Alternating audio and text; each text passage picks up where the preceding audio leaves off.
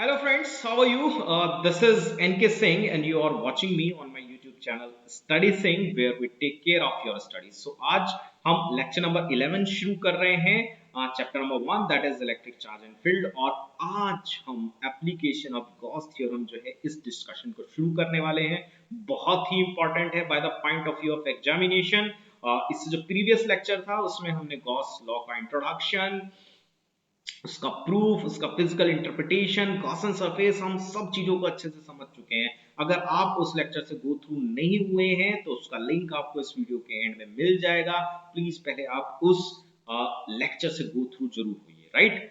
तो ये particular lecture आपको और ज्यादा अच्छे समझ में आएगा, आपको पढ़ने में मजा आएगा, राइट। सो पहला टॉपिक जो आज हम डिस्कस करने वाले हैं that is we are going to find out electric field intensity due to an uniformly charge infinite wire और लाइन, राइट। यहाँ पर हमारे पास एक इनफाइनाइट लॉन्ग एक स्ट्रेट वायर है, उस पे हमने यूनिफॉर्मली एक चार्ज डिस्ट्रीब्यूट कर दिया है। इसकी वजह से किसी एक पर्टिकुलर पॉइंट पर आपको इलेक्ट्रिक फील्ड की इंटेंसिटी फाइंड आउट करनी है bye the help of Gauss theorem, right. This is the topic number 1। Topic number 2 जो आज हम डिस्कस कर रहे हैं उसके कुछ 2-3 पार्ट हैं, कुछ स्पेसिफिक केसेस हैं उसमें, राइट। और यहां पर जो हम डिस्कस कर रहे हैं that is electric field intensity due to infinite uniform charge sheet, right. तो एक हमारे पास शीट है जो इनफाइनाइट है, उस पर हमने एक चार्ज डिस्ट्रीब्यूट कर दिया है, उसकी वजह से किसी एक पर्टिकुलर पॉइंट पर आपको इलेक्ट्रिक फील्ड की इंटेंसिटी फाइंड आउट करनी है, राइट। इसमें हमारे पास कॉम्बिनेशन किस तरह के हैं कि पहले तो हम फाइंड आउट करेंगे due to the thin sheets. जैसे ये कागज है, एक थिन शीट, इस तरह की थिन शीट है, इसके ऊपर हमने चार्ज यूनिफॉर्मली डिस्ट्रीब्यूट कर दिया है, उसकी वजह से किसी एक पर्टिकुलर पॉइंट पर इलेक्ट्रिक फील्ड आपको फाइंड आउट करनी है, राइट। इसके बाद इसका ही स्पेसिफिक केस है that is due to the thick sheet. जिस तरह से ये एक बुक है तो ये थिक है, राइट। इस पर अगर मैं यूनिफॉर्मली चार्ज डिस्ट्रीब्यूट कर दूं तो इसकी वजह से किसी एक पर्टिकुलर पॉइंट पर अगर हमें electric field intensity find out करनी है तो उसका एक्सप्रेशन क्या होगा, राइट। उसके बाद हमें कॉम्बिनेशन देखना है। We have two sheets, we have two thin sheets और जो पैरेलल रखी है, लाइक एक ये है और एक इसके पैरेलल में और रखी है। और इसमें भी दो केसेस हैं। पहले केस में हमने क्या किया है कि दोनों शीट पर हमने एक सेम अमाउंट ऑफ चार्ज दिया है। सेम अमाउंट ऑफ चार्ज मतलब सेम पोलैरिटी का चार्ज है। इसकी चार्ज डेंसिटी जो है वो डिफरेंट डिफरेंट हो सकती है दोनों शीट्स पर। तो इसकी वजह से हमें इलेक्ट्रिक फील्ड फाइंड आउट करनी है इस सिस्टम के राइट हैंड साइड पर, सिस्टम के लेफ्ट हैंड साइड पर और इन दोनों शीट के बीच में। तो पहला केस तो हमारे पास ये है इसी में, राइट। और दूसरा जो इसमें हमारे पास कॉम्बिनेशन है वो ये है कि यही दो पैरेलल शीट्स हमारे पास हैं, एक पर अगर पॉजिटिव चार्ज है तो दूसरी पर नेगेटिव चार्ज है, तो फिर दोबारा से हमें इसके राइट हैंड साइड पर, इसके लेफ्ट हैंड साइड पर, इन दोनों शीट्स के बीच में इलेक्ट्रिक फील्ड की इंटेंसिटी हमें फाइंड आउट करनी है, right. So I hope so कि जितने भी लेक्चर्स इस चैनल के थ्रू अपलोड हो रहे हैं आप लोगों को पसंद आ रहे होंगे। So please like and share these videos with your friends, subscribe the channel and do not forget to press the bell icon. तो चलिए आज का लेक्चर हम शुरू करते हैं। सो फ्रेंड्स, चलिए अब हमें गॉस थ्योरम्स की जो एप्लीकेशंस हैं उन्हें डिस्कस करना है वन बाय वन। मेरा जो प्रीवियस लेक्चर था उसमें हमने गॉस लॉ या गॉस थ्योरम को बहुत डिटेल में हमने समझ लिया है, इसका हमने प्रूफ देख लिया है। और जैसा मैंने पहले भी डिस्कस किया था बच्चों कि गॉस थ्योरम जो है एक बहुत ही स्पेसिफिक सा टूल है, एक बहुत ही कन्वीनियंट टूल है जिसकी हेल्प से हम किसी भी चार्ज कॉन्फ़िगरेशन की वजह से, बेसिकली किसी कॉम्प्लिकेटेड चार्ज कॉन्फ़िगरेशन की वजह से किसी एक पर्टिकुलर पॉइंट पर इलेक्ट्रिक फील्ड की इंटेंसिटी जो है बहुत ही इजीली कैलकुलेट कर सकते हैं, राइट। तो गॉस थ्योरम या गॉस लॉ हमारे काम को बहुत आसान बना देता है, राइट। सो आज जो पहली एप्लीकेशन हम डिस्कस करने वाले हैं वो है electric field intensity due to an infinitely long straight uniform charged wire or line. So what do you mean by that? देखिए इसका सिंपल सा मतलब है कि हमारे पास एक स्ट्रेट वायर है जो इनफाइनाइटली लॉन्ग है, राइट। और उस पर हमने कुछ एक चार्ज, चलिए कुछ हमने एक पॉजिटिव चार्ज जो है उस लाइन पर, उस मेटेलिक वायर पर हमने यूनिफॉर्मली डिस्ट्रीब्यूटेड कर दिया है, राइट। सो देखिए ये जो व्हाइट लाइन आपको दिखाई दे रही है स्क्रीन में, फिगर में, this is representing the infinite long straight wire, right. So इसकी जो लेंथ है, we are taking plus positive to minus positive, right. और इस पर आप ये एक पॉजिटिव चार्ज देख रहे हैं जिसको हमने यूनिफॉर्मली इस पर स्प्रेड कर दिया है, राइट। सो लेट अस से कि इस पर जो टोटल चार्ज यहां पर है हम उसको कंसीडर कर रहे हैं Q, उसको हम Q कंसीडर कर रहे हैं, राइट। अब इस वायर से जो इलेक्ट्रिक फील्ड लाइन निकलेंगे तो उसका पैटर्न हम पहले भी डिस्कस कर चुके हैं, तो वो इस तरह से परपेंडिकुलर, इससे चारों तरफ लाइक स्पाइक्स, चारों तरफ इस वायर से आपकी इलेक्ट्रिक फील्ड लाइंस जो है रेडियली आउटवर्ड निकलेंगी, राइट। और लेट अस सपोज कि मुझे किसी एक पर्टिकुलर पॉइंट पर, लेट अस से कि मुझे यहां पर वो ये पॉइंट है और इस पॉइंट को मैं चलिए P कह रहा हूं, इस पॉइंट पर मुझे इलेक्ट्रिक फील्ड की इंटेंसिटी फाइंड आउट करनी है, राइट। तो पिछले ही लेक्चर में मैंने गॉसियन सरफेस का कॉन्सेप्ट भी जो है वो आपसे डिस्कस किया था, and we have seen that कि अगर हमारे पास लाइन चार्ज कॉन्फ़िगरेशन है तो गॉसियन सरफेस की जो शेप होगी वो सिलिंड्रिकल होगी। अगर आप उस पर्टिकुलर लेक्चर से गो थ्रू नहीं हुए हैं तो उसका लिंक आपको इस वीडियो के एंड में मिल जाएगा, so please go through it. फिर भी हम यहां पर दोबारा उसको रिवाइज कर लेंगे, जो मेन मेन चीज हमें चाहिएगी I will revise once again जैसे ही हम डेरिवेशन ये शुरू करते हैं। तो हमें ये इलेक्ट्रिक फील्ड निकालनी है और bye the help of Gauss law या गॉस थ्योरम निकालनी है, राइट। सो सबसे पहले हमें एक गॉसियन सरफेस जो है इमेजिन करना होगा। तो उसके लिए देखिए ये पूरा का पूरा जो प्रोसीजर है, मैं कुछ स्टेप वाइज जो है इस पूरे से पूरे प्रोसीजर को एक्सप्लेन कर रहे हैं तो आपके लिए बहुत इजी हो जाएंगे derivation. So step one, we are taking the step one.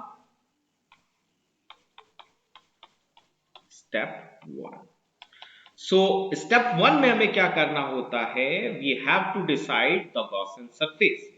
सो जो गॉसियन सरफेस होगा उसकी जो चॉइस हमारी होगी that will be a cylindrical surface. So the Gaussian surface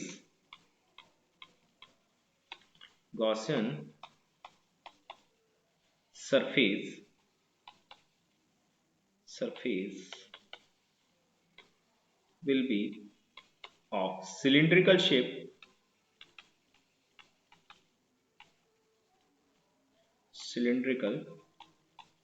एक सिलिंड्रिकल शेप का हमें गॉसियन सरफेस लेना है, राइट। और उस सिलेंडर की रेडियस जो है वो कितनी होनी चाहिए, लेट अस सपोज के इस पॉइंट P पर हमें इलेक्ट्रिक फील्ड निकालनी है। So this will be the radius of that cylindrical surface. Gaussian surface हमारा एक इमेजिनरी सरफेस है, हमने इस वायर के चारों तरफ एक सिलिंड्रिकल इमेजिनरी सरफेस जो है वो अज्यूम कर लिया है, और उस सिलेंडर की रेडियस इतनी होनी चाहिए कि जिस पॉइंट पर आपको इलेक्ट्रिक फील्ड निकालनी है वो पॉइंट जो है उस सिलेंडर के सरफेस पर आ जाए, राइट। सो पॉइंट P जो है उसके सरफेस पे आ चुका है। अब यहां से यहां तक का रेडियस जो है that is small r, right. और इस सिलेंडर की जो लेंथ है, इस सिलेंडर की लेंथ हमने कंसीडर कर ली है, सिलेंडर की ये जो लेंथ है, सिलेंडर की लेंथ हमने कंसीडर कर ली है स्मॉल l, सिलेंडर की लेंथ हमने स्मॉल l कंसीडर कर ली है, राइट। तो ये हमारा गॉसियन सरफेस हो गया। अच्छा, अब स्टेप वन में जो पहली चीज है, you have to decide the Gaussian surface. और वो गॉसियन सरफेस आपको इस तरह से डिसाइड करना है कि जिस पॉइंट पर आपको इलेक्ट्रिक फील्ड निकालनी है वो पॉइंट गॉसन सरफेस के ऊपर आ जाए, राइट। अच्छा, अब इसमें जो नेक्स्ट पॉइंट है वो है कि हमें इस गॉसन सरफेस के लिए इलेक्ट्रिक फील्ड और एरिया वेक्टर के बीच का एंगल जो है वो फाइंड आउट करना है, राइट। अब देखिए जो सिलिंड्रिकल सरफेस है और हमारी जो प्रॉपर्टी नंबर 3 थी जिसके अकॉर्डिंग हम दो या दो से ज्यादा सिमेट्रिकल सरफेसेस को आपस में जोड़ के गॉसन सरफेस बना सकते हैं, तो ये मैंने पहले भी डिस्कस किया था। तो right now we have three surfaces, चलिए हम लिख लेते हैं। So this is my top surface, this is my curved surface and this is my bottom surface। किसी भी सिलेंडर पे तीन सरफेसेस होते हैं, तो हमें इन तीनों सरफेसेस के लिए इलेक्ट्रिक फील्ड और एरिया वेक्टर के बीच का जो एंगल है वो फाइंड आउट करना है, राइट। सो पहले हम कर्व सरफेस के लिए अगर देखें तो यहां पर एक ये एलिमेंट्री एरिया मैंने बना लिया लाइक दिस। सो यहां पर जो इलेक्ट्रिक फील्ड की डायरेक्शन है, आई नो दैट के इलेक्ट्रिक फील्ड इस तरह से रेडियली आउटवर्ड यहां से निकल रही होगी। सो दिस इज इलेक्ट्रिक फील्ड और एरिया वेक्टर की डायरेक्शन कैसी होगी, देखिए एरिया वेक्टर जो होता है वो आपका जो एरिया है दैट पर्टिकुलर एरिया, तो यहां पर ये पर्टिकुलर जो एलिमेंटल एरिया है, राइट, इससे perpendicularly outward going area vector की डायरेक्शन होगी। सो this is this is the direction of area vector, right। so this is about the curved surface और यहां पर हम देख रहे हैं कि ये एंगल यहां पर आपको कितना दिखाई दे रहा है, E और DS दोनों ही एक डायरेक्शन में है, that means for curve surface theta is equal to 0, right. चलिए अब हम इस टॉप सरफेस के लिए देख लेते हैं। तो यहां पर आप किसी भी पॉइंट पर देख लीजिए, लेट अस सपोज कि यहां पर हमने ये एलिमेंट्री एरिया ले लिया है, राइट। तो यहां पर जो इलेक्ट्रिक फील्ड की जो डायरेक्शन होगी, इलेक्ट्रिक फील्ड की डायरेक्शन रेडियली आउटवर्ड होगी like this, radially outward like this. So this is the direction of electric field for top surface. और यहां पर जो एरिया वेक्टर की डायरेक्शन होगी, अब देखिए जैसे मैंने पिछली बार भी समझाया था। सो this is the top surface और यहां पर एक एलिमेंट्री एरिया है और एरिया वेक्टर की डायरेक्शन जो है हमेशा रेडियली आउटवर्ड होती है, तो ये इस तरह से होगी। दैट मींस अगर ये ऐसे है तो direction of area vector will be like this, right. So area vector की डायरेक्शन कुछ आपका ऐसे होने वाली है, right. So this is the angle और ये ds है, right. So this is the angle between E and ds। So this theta is equal to 90 degree for top surface. और इसी तरह से अगर हम बॉटम सरफेस के लिए देखें, लेट अस सपोज यहाँ पर ये कोई भी एलिमेंट्री सरफेस है, तो यहाँ पर जो इलेक्ट्रिक फील्ड की जो डायरेक्शन है वो ये होने वाली है और जो एरिया वेक्टर की डायरेक्शन है, एरिया वेक्टर की डायरेक्शन ये होने वाली है, राइट, ds। ये बॉटम सरफेस था and cylinder is like that. So यहां से एरिया वेक्टर की डायरेक्शन परपेंडिकुलरली आउटवर्ड, तो आउटवर्ड होगी। So it is just like that, this is the direction of E and this is the direction of ds, right. So यहां पर भी हम देख पा रहे हैं कि जो थीटा है इट इज 90 डिग्री, राइट। तो चलिए इसको अब हम यहां पर लिख लेते हैं, right. Theta for top surface is equal to 90 degree, theta for curve surface is equal to 0 degree and theta for bottom surface is equal to 90 degree। so this is my step number 1। देखिए अभी हम पहली application जो है discuss कर रहे हैं, तो we are going very very slowly क्योंकि जो प्रोसीजर है it is very much similar. हम बहुत सारे चार्ज कॉन्फ़िगरेशंस की वजह से इलेक्ट्रिक फील्ड निकालेंगे by the help of Gauss law, और स्टेप जो है लगभग लगभग सब सेम ही है। तो फर्स्ट स्टेप में हमें पहली चीज जो है गॉसन सरफेस डिसाइड करना है कि गॉसन सरफेस की जो शेप होगी वो कैसी होगी इस पर्टिकुलर चार्ज कॉन्फ़िगरेशन के लिए, और वो शेप ऐसी होनी चाहिए कि गॉसन सरफेस की जो कैरेक्टरिस्टिक है वो उन्हें सपोर्ट करे। देन हमें क्या ध्यान रखना है कि जिस पॉइंट पर आप इलेक्ट्रिक फील्ड निकाल रहे हैं वो पॉइंट गॉसन सरफेस के ऊपर आ जाए, right? Second thing that you have to find out in step 1 is that you have to find out the angle between electric field and area vector. तो step number 1 में ये काम हमने पूरा कर लिया है। ओके, चलिए अब इससे पहले हम स्टेप 2 आपके साथ डिस्कस करें। एक चीज यहां पर हम और कंसीडर कर लेते हैं। लेट अस से कि ये जो स्ट्रेट वायर हमारे पास है इस पर जो चार्ज डेंसिटी है उसको हम रिप्रेजेंट कर रहे हैं by lambda. So lambda is equal to charge density. Lambda is equal to charge density. So charge density का यहां पर मतलब क्या है? That is amount of charge per unit length on this straight wire. That means amount of charge per unit length। तो उसको हम represent कर रहे हैं बाय लैम्डा से। तो चलिए अब स्टेप 2 हम डिस्कस करेंगे, राइट? सो स्टेप 2 में बच्चों क्या ध्यान रखना है आपको कि we have to find out, in step 2 we have to find out close integration E dot ds। हमें ये फाइंड आउट करना है, close integration E dot ds, right? और गॉसन सरफेस के लिए हमें फाइंड आउट करना है। तो यहां पर गॉसन सरफेस जो है 3 सरफेसेस से मिलकर बना है। So that means we have to find out E dot ds for the top surface plus E dot ds for the curved surface and plus E dot ds for the bottom surface। इन तीनों surfaces के लिए हमें E dot ds जो है find out करना है और इन तीनों को अगर हम जोड़ देंगे तो हमारे पास गॉसन सरफेस के लिए close integration E dot ds जो है फाइंड आउट हो जाएगा, राइट? तो चलिए we will try to find out this. इसको हम इस तरह से लिख सकते हैं, दिस इज टॉप। इसको अब हम एक्सपेंड कर रहे हैं टर्म को। सो ये हो जाएगा E D S cos theta, ई डी एस कॉस थीटा। और टॉप सरफेस के लिए थीटा की वैल्यू है 90 डिग्री। सो हमने यहां पर लिखा 90 डिग्री। चलिए हम यहां पर लिख भी लेते हैं कि theta is equal to 90 degree है फॉर टॉप सरफेस के लिए। Then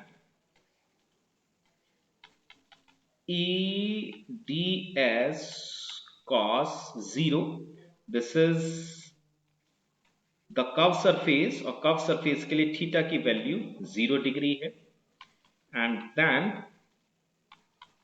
E ds cos 90 degree, ये बॉटम सरफेस था, इसके लिए थीटा की वैल्यू 90 डिग्री है, राइट?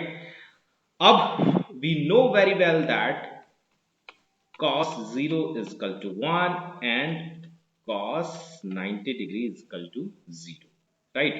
So देखिए ये वाली टर्म 0 हो गई, पूरी की पूरी टर्म, और ये वाली पूरी की पूरी टर्म हमारी 0 हो गई और केवल ये टर्म जो है हमारे पास बचेगी, right? So this means E ds, right? और E को हमने इंटीग्रेशन साइन से हम बाहर ले आए हैं। So we have left with this. So this is step 2 और स्टेप 2 में अब हमें जो फाइंड आउट करना है that is this close integration of ds, right? देखिए ये हमारा कर्व सरफेस था और सिलेंडर का जो कर्व्ड जो सरफेस होता है उसका सरफेस एरिया का फॉर्मूला हमें याद होना चाहिए। So, formula for the surface area of cylindrical curved surface is 2 pi r h, right? So, surface area of curved surface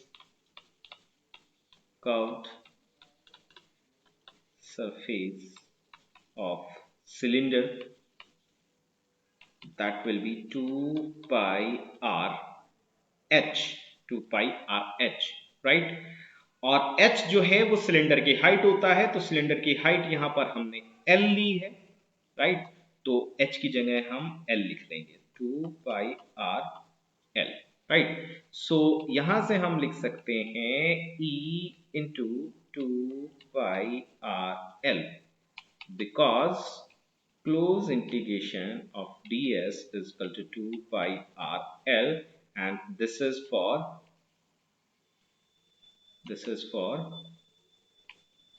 curve surface. चलिए हम यहां पर भी लिख देते हैं curve surface, right? So this is all about the step 2। सो step 2 में बच्चों हमें क्या फाइंड आउट करना है? We have to find out close integration E dot ds for the Gaussian surface. चलिए अब स्टेप 3 देखते हैं। So, in step 3 बच्चों, we have to find out the total charge enclosed by the Gaussian surface। देखिए इसको ध्यान से सुनिए दोबारा। स्टेप 3 में हमें क्या फाइंड आउट करना है कि जो हमारा गॉसियन सरफेस है उसके अंदर टोटल चार्ज कितना है, राइट? तो चलिए फाइंड आउट करने की कोशिश करें bye the help of this figure. देखिए ये गॉसियन सरफेस है और इसके अंदर ये L लेंथ की, अब हम अज्यूम करेंगे कि L लेंथ की एक वायर रखी है, तो इस वायर पर टोटल कितना चार्ज है, इस वायर पर टोटल कितना चार्ज होगा, we have to find out that, right? अब देखिए अपने यहां पर एक टर्म हमने यूज की है, that is lambda, that is charge density, that is amount of charge per unit length. That means कि अगर इस पूरी की पूरी लेंथ पर, L लेंथ की वायर पर जो चार्ज है वो हमें फाइंड आउट करना है, तो हम इजीली कर सकते हैं क्योंकि हमें लेंथ पता है और क्योंकि हमें इसकी यूनिट लेंथ पर चार्ज पता है। तो अगर इसकी 1 मीटर या हम या कहें कि इसकी यूनिट लेंथ पर जो चार्ज है वो लैम्डा है, तो ये पूरी की पूरी लेंथ है, इस पर कितना चार्ज होगा? It is same like that कि लेट अस सपोज कि हमें पता है कि मान लीजिए ये 10 मीटर की जो है आपकी लेंथ है, राइट? और मुझे पता है कि 1 मीटर की लेंथ पर चार्ज जो है वो लैम्डा है, तो 10 मीटर की लेंथ पर चार्ज कितना होगा? 10 लैम्डा, राइट? सो बस यही चीज जो है हमें स्टेप नंबर 3 में फाइंड आउट करनी है। That means total charge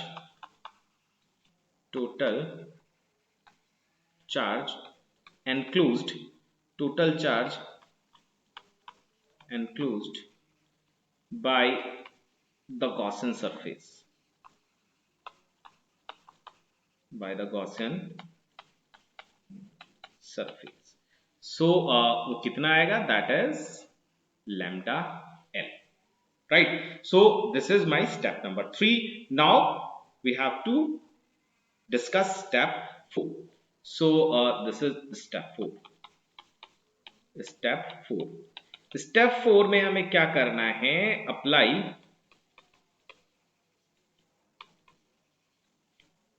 the Gauss theorem, apply the Gauss theorem. आप गॉस थ्योरम अब अप्लाई कर रहे हैं, ठीक है? तो Gauss theorem we know very well that E dot ds is what? Total charge inside the Gaussian surface, total charge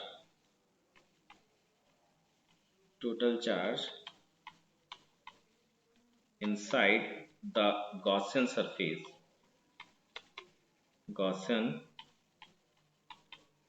surface, divide by epsilon naught, right? So E dot D S की close integration E dot D S की value हमने find out करके रख रखी है और वो है this is E dot D S और वो आई है हमारी E into two pi R L right. So this is E into 2 pi r l हमने यहाँ पर रख दिया. Total charge inside the Gaussian surface ये हमने फाइंड आउट किया that is lambda l and divide by epsilon naught right. यहां से l से l कैंसिल आउट हो जाएगा. So what we have left with E is equal to lambda upon 2 pi epsilon naught r, right? So this is the required electric field which is at distance r away from the infinitely long straight uniform charged wire. So students, this is basically the magnitude of that electric field. अगर इसको हमें vector form में represent करना है because electric field is a vector quantity.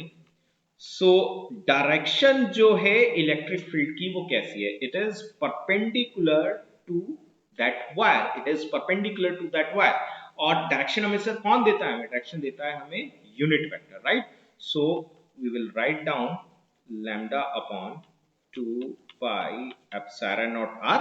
ये तो magnitude हो गया और डायरेक्शन हमें देगा ये unit vector that is perpendicular to the plane, right? So student this is the required formula और इस फॉर्मूले को आप ब्लॉक में ले लीजिए, राइट? इस फॉर्मूले को हम ब्लॉक में ले लेंगे ताकि ये क्विक रेफरेंस के लिए आपके पास रहे, क्योंकि न्यूमेरिकल्स में we are going to use this particular formula very frequently, right? Either in magnitude form or in vector form, right?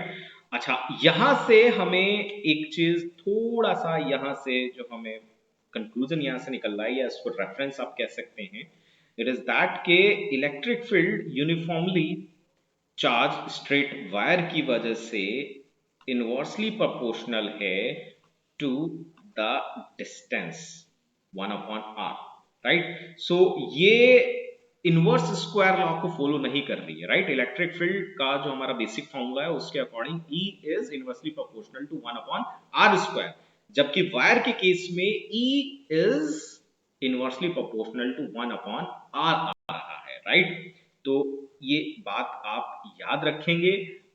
जो मल्टीपल चॉइस क्वेश्चंस होते हैं तो आपके बोर्ड में भी आने लगे, राइट? और कॉम्पिटिटिव जो क्वेश्चंस होते हैं उसमें इस तरह की छोटी छोटी चीजें जो है पूछी जाती है, राइट? ओके स्टूडेंट्स, चलिए अब second application of Gauss theorem. और यहां पर जो हम केस ले रहे हैं वो है electric field intensity due to infinite uniformly thin sheet of charge. So thin sheet of charge से हमारा क्या मतलब है? You can imagine just like the paper I have. So this is a sheet और ये एक बहुत ही thin sheet है और ये infinite है और इस पर हमने uniformly एक चार्ज जो है डिस्ट्रीब्यूट कर दिया है, राइट? तो यहां पर जो आपको स्क्रीन पर दिखाई दे रहा है ये व्हाइट कलर से जो हमने दिखाया है दिस इज द शीट और इस पर हमने पॉजिटिव चार्ज जो है वो यूनिफॉर्मली डिस्ट्रीब्यूट कर दिया है, राइट?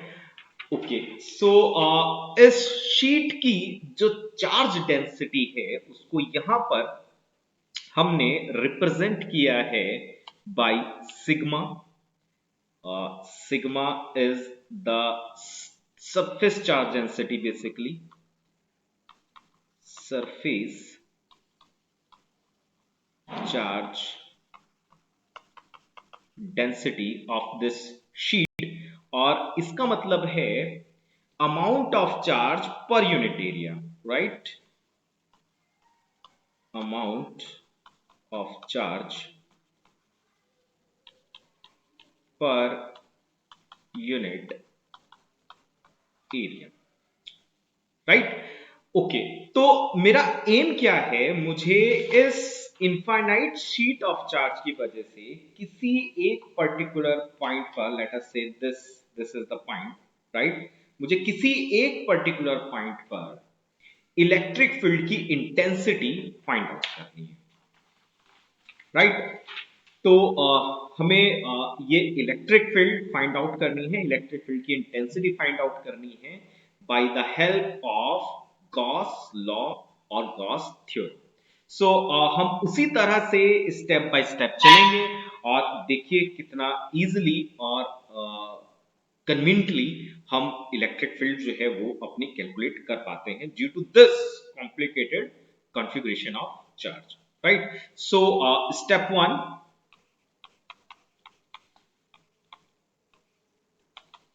स्टेप वन, तो बच्चों आपको याद होगा स्टेप वन में what we have to do, आपको सबसे पहले गॉसियन सरफेस जो है वो इमेजिन करना है।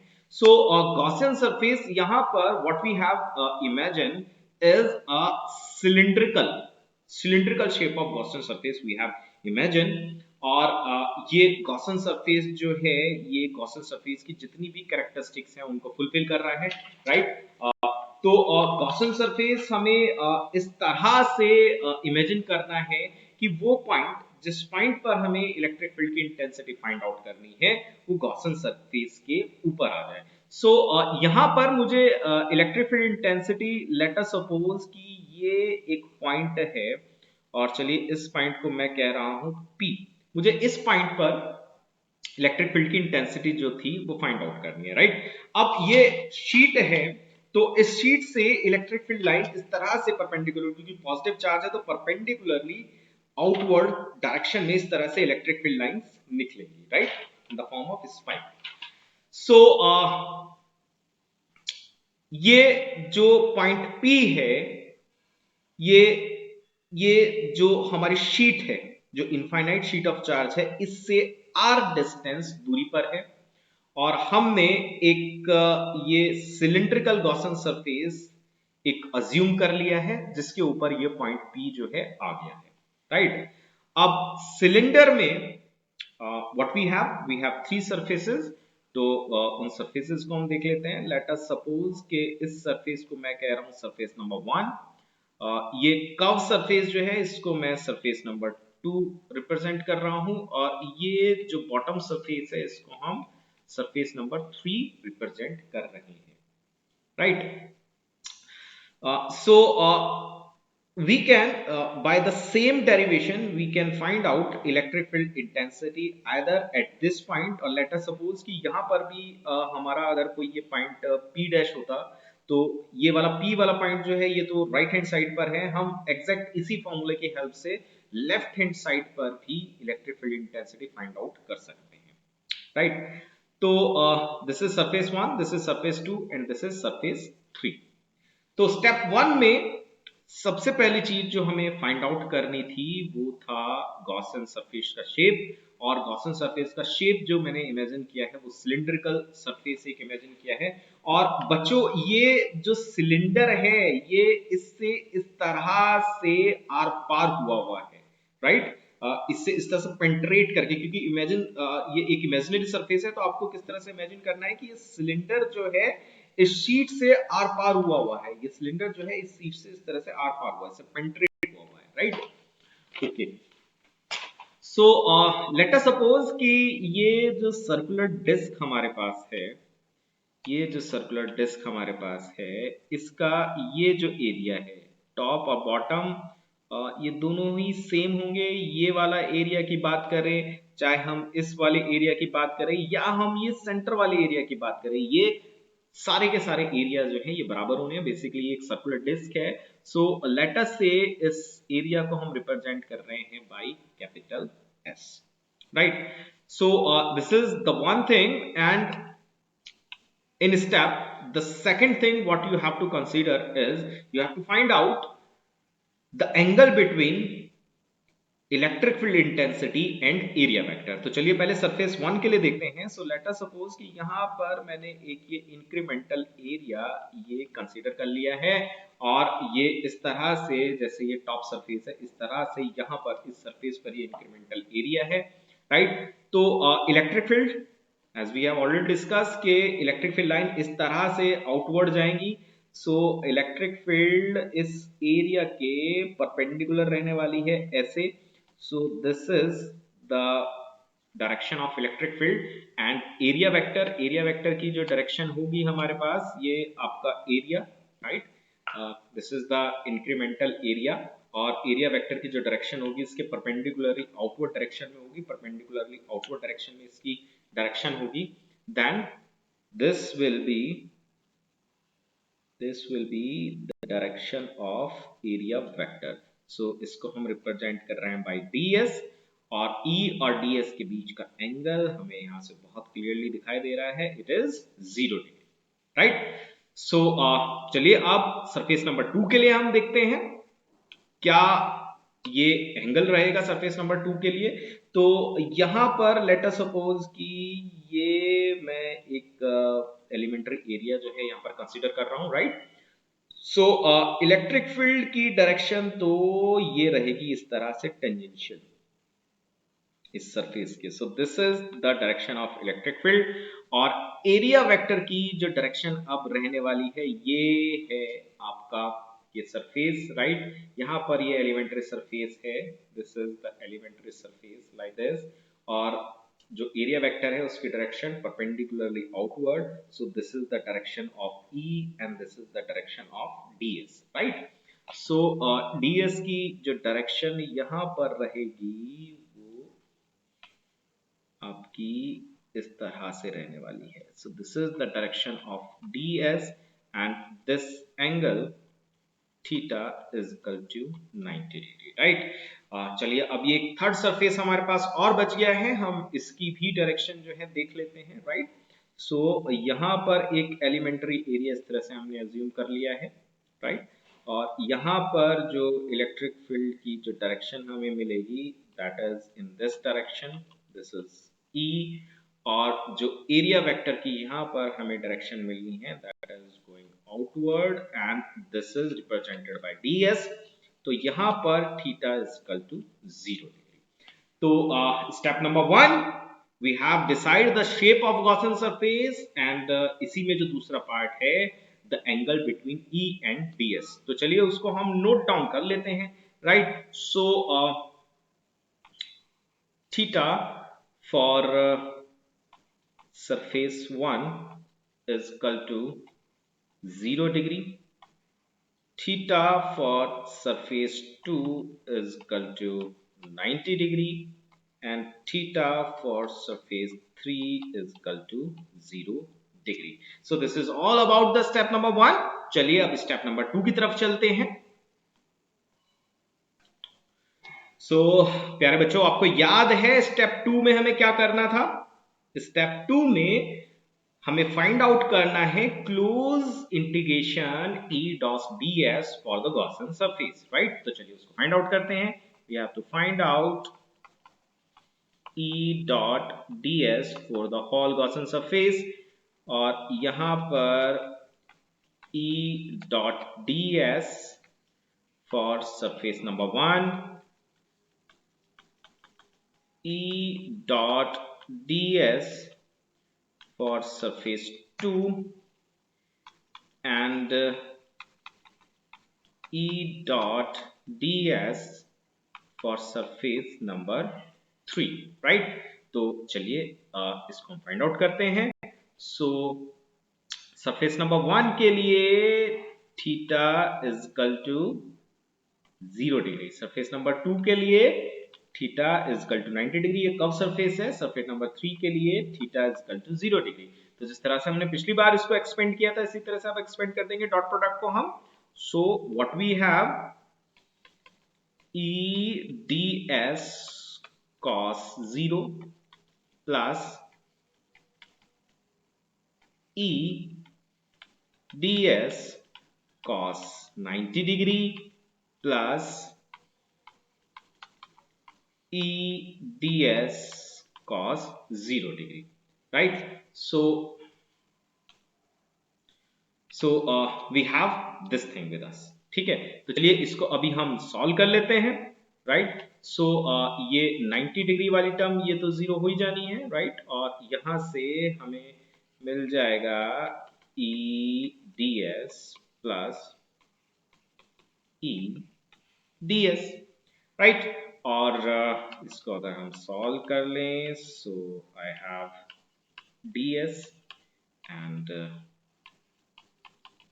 ई डी एस, राइट? अब ये डी एस जो है हमने पहले ही अज्यूम कर लिया था कि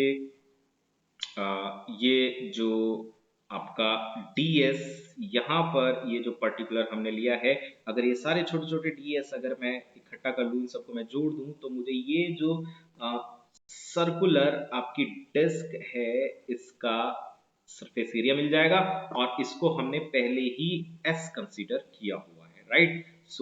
इसको हम एज इट इज जो है लिख लेते हैं, okay?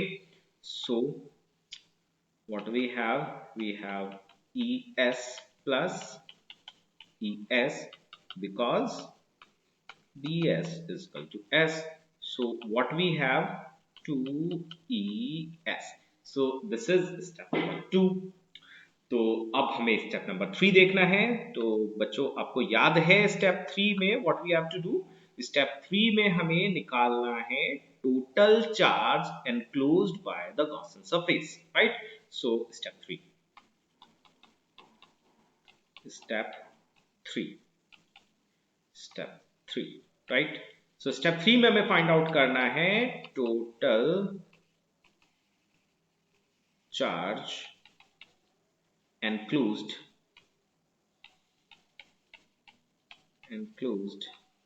by Gaussian surface. Later से इसको हम रिप्रेजेंट कर रहे हैं Q से, जो टोटल चार्ज गॉसियन सरफेस से एनक्लोज है उसको हम Q से रिप्रेजेंट कर रहे हैं, राइट? तो चलिए देखते हैं कि इस गॉसियन सरफेस के अंदर टोटल चार्ज कितना है। तो उसके लिए हमें अपनी फिगर देखनी पड़ेगी दोबारा। तो देखिए ये सिलेंडर जो है इस तरह से इस शीट के आर पार था, और चार्ज जो है वो शीट पर है। ये हमारा गॉसियन सरफेस है, पूरा का पूरा सिलेंडर। तो गॉसियन सरफेस के जो अंदर चार्ज है वो केवल ये चार्ज है। देखिए ये जो यहाँ आपको इस क्रॉस सेक्शन में यहाँ पर ये कॉमन एरिया में दिखाई दे रहा है ना, केवल यही चार्ज गॉसियन सरफेस के अंदर है, बाकी चार्ज तो इस सिलेंडर से बाहर है, राइट? हमें ये चार्ज फाइंड आउट करना है, ये चार्ज कितना है। तो इसको हम कैसे फाइंड आउट करेंगे? हमें सरफेस चार्ज डेंसिटी पता है, राइट? अगर हमें पता है कि 1 मीटर स्क्वायर या यूनिट स्क्वायर में यहां पर कितना चार्ज है, यूनिट स्क्वायर में या 1 मीटर स्क्वायर में यहां पर जो चार्ज है वो है सिग्मा। तो अगर ये area let us suppose 10 metre square होता तो कितना होता? 10 सिग्मा। अभी हमारे पास ये एरिया है S, तो total charge inside the Gaussian surface कितना होगा? S sigma, right? तो चलिए इसको हम लिख लेते हैं। Q is equal to S sigma. ये हमारे पास टोटल चार्ज है inside the Gaussian surface, right? Now we have to move on to step 4. Now step 4, और step 4 में बच्चों हमें गॉस थ्योरम अप्लाई करनी होती है। तो अब हम गॉस थ्योरम अप्लाई करेंगे। So according to that, close integration of E dot ds, total charge enclosed the Gaussian surface divided by epsilon naught। और total charge inside the enclose by the Gaussian surface हमने अभी calculate out किया है, that is sigma s divide by epsilon not. और E dot ds की value हमने find out करी थी। E डॉट ds की वैल्यू हमारे पास आई है 2es। सो E cross integration E dot ds की जगह हम रख देंगे 2es, and this is sigma s upon epsilon not. यहां से s कैंसिल आउट हो गया है, and we have E is equal to sigma upon 2 epsilon naught, so this is our desired result. बच्चों ये रिजल्ट जो है ये मैग्नीट्यूड की फॉर्म में है। अगर हमें इसे वेक्टर फॉर्म में लिखना है तो how can we write down this whole thing is represent magnitude, direction हमें यूनिट वेक्टर देगा। सो इसको हम इस तरह से वेक्टर फॉर्म में लिख सकते हैं, सिग्मा अपॉन 2 एप्सिलॉन नॉट और n कैप, राइट। तो ये फॉर्मूला जो है इसको आप बॉक्स में ले लीजिए as we do usually, so that ये फॉर्मूला हैंडी रहे, आप इसको जो है याद रखें for the purpose of your numericals, right. So देखिए एक बार दोबारा जो है हम फिगर देखते हैं और इस एन कैप का एक फिजिकल इंटरप्रिटेशन जो है अच्छे से हम समझ लेते हैं। दोबारा देखिए, सो इलेक्ट्रिक फील्ड इंटेंसिटी यहां पर जो है that is sigma upon 2 epsilon naught n cap, right. और अगर इस शीट के राइट हैंड साइड पर मैं एन कैप की वैल्यू लिखूं तो ये positive direction of x axis है, तो positive direction of x axis में यूनिट वेक्टर जो होता है दैट इज आई कैप। तो P पॉइंट पर अगर हम इलेक्ट्रिक फील्ड इंटेंसिटी निकाल रहे हैं, so according to the formula it is sigma upon 2 epsilon naught and i cap, right. देखिए अगर आप सेम डिस्टेंस पर इस तरफ लेफ्ट हैंड साइड पे शीट के लेफ्ट हैंड साइड पर हम सेम डिस्टेंस आर डिस्टेंस पर इस पर्टिकुलर पॉइंट पर अगर मैं इलेक्ट्रिक फील्ड इंटेंसिटी निकालना चाहूं तो उसका फॉर्मूला क्या होगा? फॉर्मूला तो सेम होगा that we have calculate out here, but what is the difference? तो इलेक्ट्रिक फील्ड की इंटेंसिटी इस पॉइंट पर और इस पॉइंट पर उसका मैग्नीट्यूड एग्जैक्ट सेम रहने वाला है, राइट, अगर डिस्टेंस सेम है। लेकिन डायरेक्शन देखिए, डायरेक्शन जस्ट अपोजिट है एक दूसरे के। तो यहां पर हम यूनिट वेक्टर जो एन कैप है उसको रिप्लेस करेंगे माइनस ऑफ आई कैप से, right. So this is the physical interpretation of n cap, तो ये आप याद रखिएगा, राइट। सो देखिए शीट के लिए this is the part one जहां पर हमने एक infinite long uniformly spread charge of sheet, thin charge of sheet की वजह से इलेक्ट्रिक फील्ड फाइंड आउट की थी।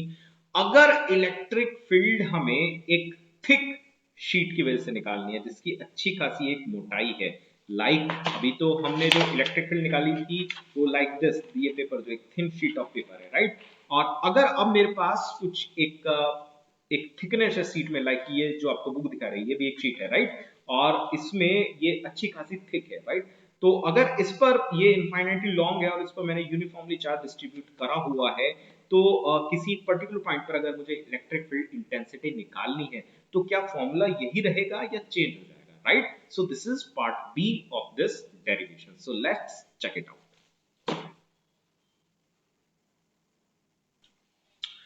So, friends, right now situation is just like this कि अब मेरे पास एक थिक यूनिफॉर्मली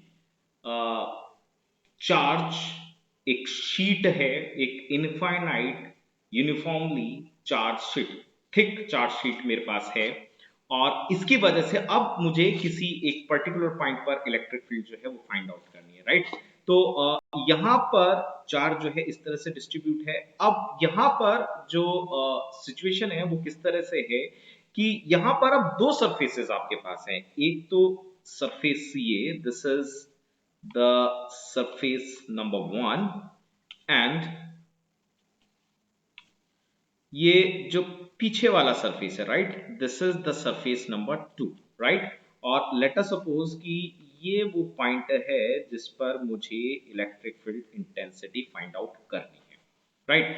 तो इलेक्ट्रिक फील्ड इंटेंसिटी का जो हमने अभी फॉर्मूला जो ड्राइव किया था due to thin sheet, it was E is equal to sigma upon 2 epsilon and n cap, right। सो देखिए यहां पर अगर आपने एक चीज नोट डाउन की है तो वो क्या है कि अगर हमारे पास इनफाइनाइट शीट ऑफ चार्ज है तो उसकी वजह से जो इलेक्ट्रिक फील्ड है वो डिस्टेंस पर डिपेंड नहीं कर रही है। सो it is quite surprising fact कि ये हमारे पास कोई शीट है और इससे 5 मीटर की दूरी पर भी इलेक्ट्रिक फील्ड उतनी ही है जितनी इससे 5 किलोमीटर दूरी पर होगी। तो ये थोड़ी सी एक परेशान करने वाली चीज है, लेकिन यहां पर आपको एक चीज ध्यान रखनी होगी कि it is for the fact कि ये जो आपकी शीट है ये इनफाइनाइट हमने कंसीडर करी है, इसका डायमेंशन जो है वो इनफाइनाइट है। अगर हमारे पास एक नॉर्मल शीट है, इन that particular case of course it is very much true कि जैसे जैसे आप इस शीट से दूर जाएंगे इलेक्ट्रिक फील्ड की इंटेंसिटी जो है वो कम होगी, right. So E is equal to sigma upon 2 epsilon naught n cap, right. तो अगर मैं यहां से इस पर्टिकुलर पॉइंट पर इलेक्ट्रिक फील्ड इंटेंसिटी जो है वो फाइंड आउट करना चाहता हूं, तो इसकी वजह से यहां पर क्योंकि ये पॉजिटिव चार्ज है तो डायरेक्शन यहां पर ज्यादा इंपॉर्टेंट है। तो सरफेस नंबर 1 की वजह से जो इलेक्ट्रिक फील्ड होगी, चलिए उसको हम रिप्रेजेंट कर रहे हैं बाय E1, उसकी डायरेक्शन होगी ये। अब ये जो पीछे वाला सरफेस है उसकी वजह से यहां पर जो इलेक्ट्रिक फील्ड की इंटेंसिटी होगी उसकी डायरेक्शन भी यही होगी ऑब्वियसली, राइट। सो उसको हम रिप्रेजेंट कर रहे हैं बाई E2, उसको हम रिप्रेजेंट कर रहे हैं बाई E2। सो यहां पर जो नेट फील्ड यहां पर निकलने वाली है वो इन दोनों फील्ड्स का हमें वेक्टर सम करना पड़ेगा। So net electric field at point P due to a thick uniformly charged infinite sheet is equal to E1 plus E2। और E1 कितना होना है आपका sigma upon 2 epsilon naught n cap, और E2 भी कितना होना है आपका sigma upon 2 epsilon naught n cap. So half and half 1, so what we have E is equal to sigma upon epsilon naught n cap। So बच्चों एक thick sheet की वजह से सेम डिस्टेंस पर electric field in comparison to thin sheet हमें दो गुनी मिलती है।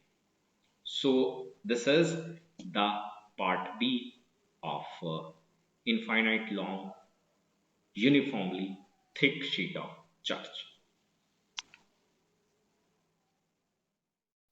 ओके बच्चों, अब एक तीसरा कॉम्बिनेशन हम देख रहे हैं regarding the infinite long uniformly thin sheet of charge. तो देखिए इस पर्टिकुलर एप्लीकेशन में we have two infinite long thin sheet of charge जो यूनिफॉर्मली चार्ज है, राइट। और दोनों पर हमने पॉजिटिव चार्ज रखा है। So this is sheet number 1 and this is sheet number 2। यहां पर जो चार्ज डेंसिटी है हम केस को जनरल बना रहे हैं, हमने इनकी चार्ज डेंसिटी जो है इन दोनों शीट्स की अलग अलग रखी है शुरुआत में। So the surface charge density of sheet number 1 is sigma 1 and the surface charge density of sheet number 2 is sigma 2, right. अच्छा देखिए यहां पर जो हमारा एम है, we are trying to find out the electric field intensity. ये देखिए पूरा एक सिस्टम है towards right of this system, और इस सिस्टम के इन दोनों शीट के जो राइट वाला रीजन है उसको हम रिप्रेजेंट कर रहे हैं by region 1, right. Second region we are representing in दोनों शीट के बीच का जो एरिया है, बीच का जो इनका रीजन, इनका जो मिडल रीजन है, उसमें हम electric field intensity find out करने की कोशिश करेंगे। और फिर ये हमने एक थर्ड रीजन और लिया है जो इस इन दोनों शीट के लेफ्ट हैंड साइड पर है, राइट। तो इन तीनों जगह पर हमें electric field intensity find out करनी है due to this combination of sheet, right. So हमारी स्ट्रेटेजी क्या रहने वाली है, देखिए सबसे पहले हमें इस पर्टिकुलर पॉइंट पर electric field intensity find out करनी है। तो सबसे पहले शीट नंबर 1 की वजह से अगर हम यहां पर electric field intensity find out करें तो उसकी डायरेक्शन देखिए, यहाँ डायरेक्शन इंपॉर्टेंट है, राइट। सो उसकी जो डायरेक्शन होगी this is the direction of that. So this is E1, right. Now due to the sheet 2 यहां पर जो इलेक्ट्रिक फील्ड की जो इंटेंसिटी होगी उसकी direction that will be again in this direction only. So this is the direction of E2, right. और यहां पर जो नेट इलेक्ट्रिक फील्ड हमारी आएगी, it will be the combination of both the field, right? So E1 plus E2, right? चलिए अब यहां पर हम मिडल वाले पार्ट में देखते हैं, राइट? मिडल वाले पार्ट में क्या होगा, देखिए इस शीट 1 की वजह से यहां पर जो इलेक्ट्रिक फील्ड की इंटेंसिटी जो आएगी उसकी डायरेक्शन इस तरह से होगी, this is the direction of E1। और शीट नंबर 2 की वजह से जो यहां पर इलेक्ट्रिक फील्ड की इंटेंसिटी आएगी उसकी डायरेक्शन इसके जस्ट अपोजिट होगी, सो this is the direction of E2, right? और राइट हैंड साइड वाला जो है अगर हम पॉजिटिव लें और लेफ्ट हैंड साइड वाला हम नेगेटिव लें, सो जो यहाँ पर जो नेट इलेक्ट्रिक फील्ड हमारे पास आएगी दैट विल बी, चलिए इसको हम मैग्नीट्यूड की फॉर्म में अगर हम लिख लें, देखिए इसको भी हम मैग्नीट्यूड की फॉर्म में लिख सकते हैं, right? Because we are basically interested in magnitude, so that is E1 plus E2।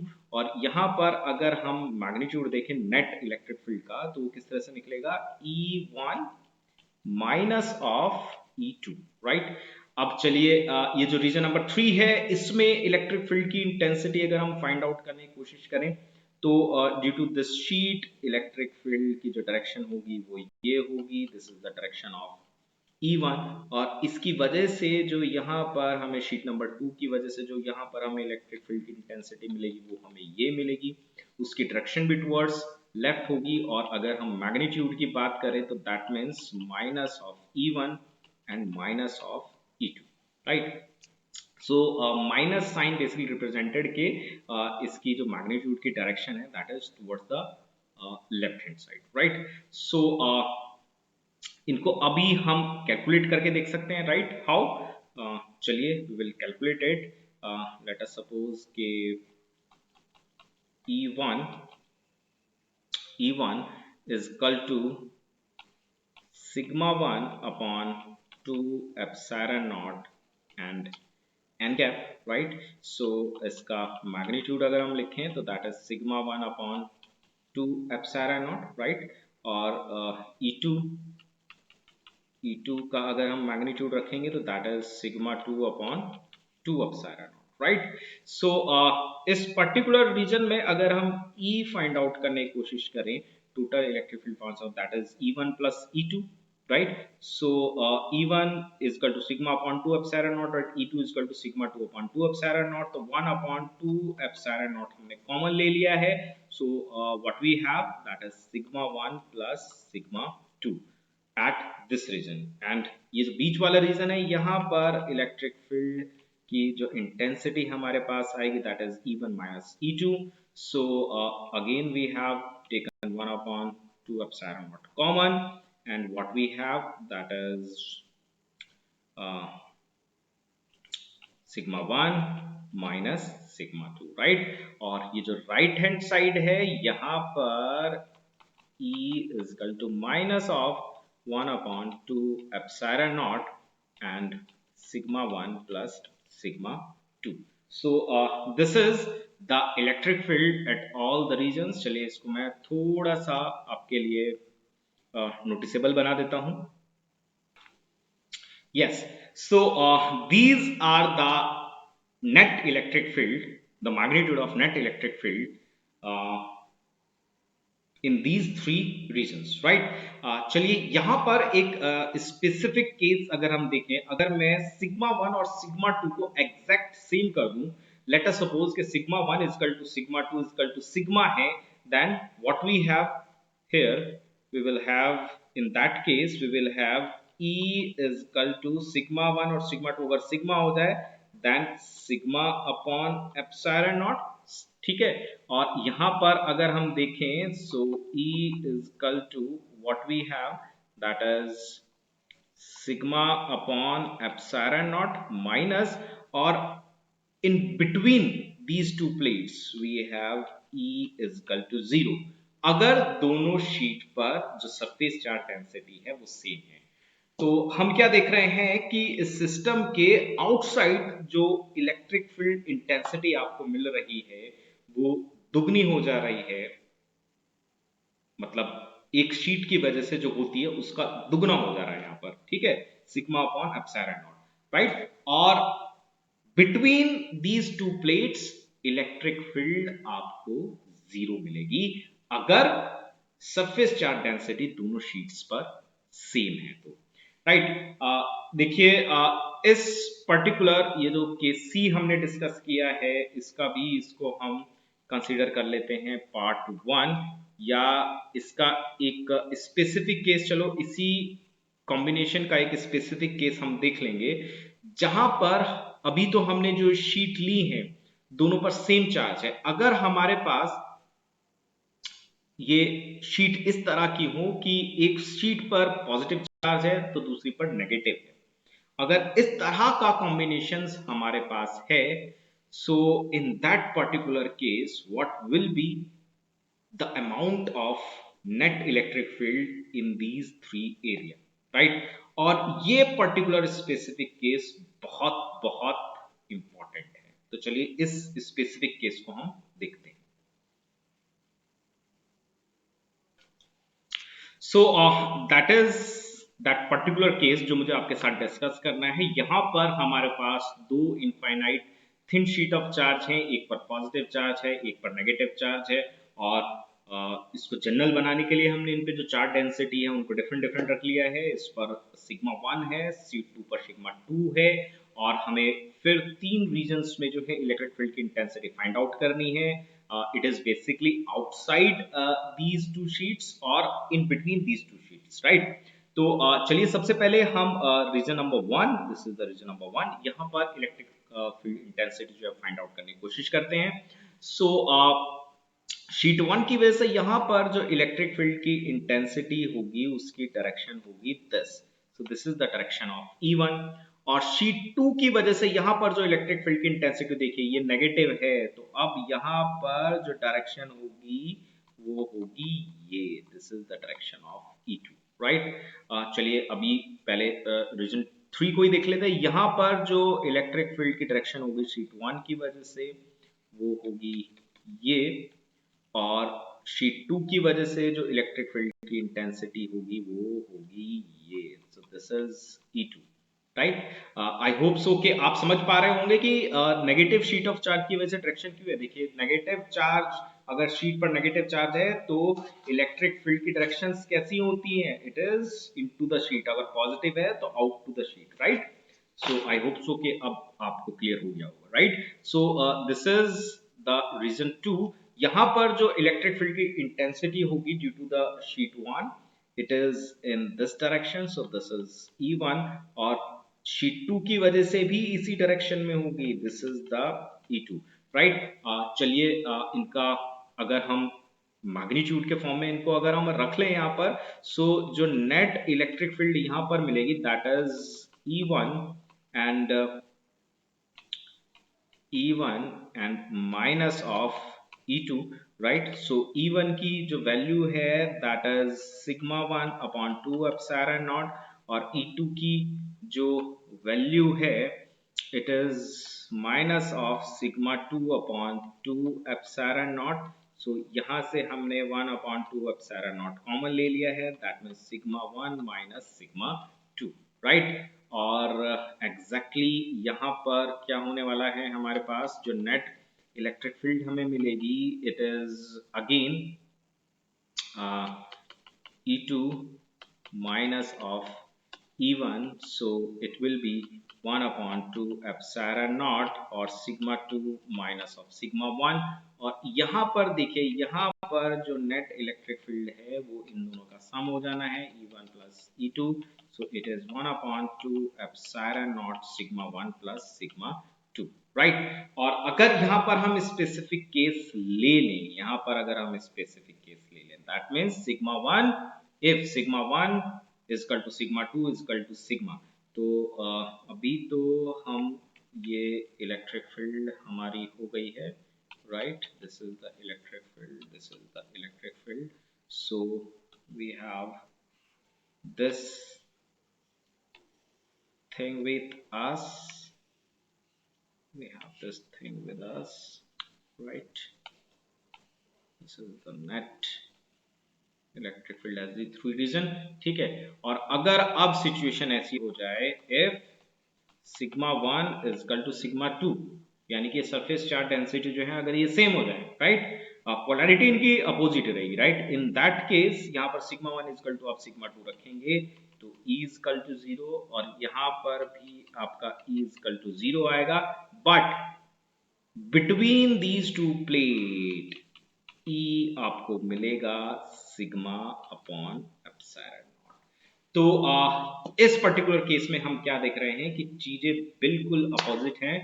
पहले वाले केस में जब दोनों ही शीट्स पर सेम पोलैरिटी ऑफ चार्ज था, दोनों ही शीट पॉजिटिव पॉजिटिव थी, तो उस केस में हम क्या देख रहे थे कि outside this system electric field आपको दुगनी मिल रही थी और बीच में जीरो मिल रही थी। लेकिन अब हम क्या देख रहे हैं, outside these two plates electric field is zero if charge density same. ये आपको रिमेंबर रखना है, if charge density is same, then outside these two plates the electric field is zero and in between it is double, right? So this is all about the electric field intensity due to the infinite sheet of charge by the help of Gauss theorem.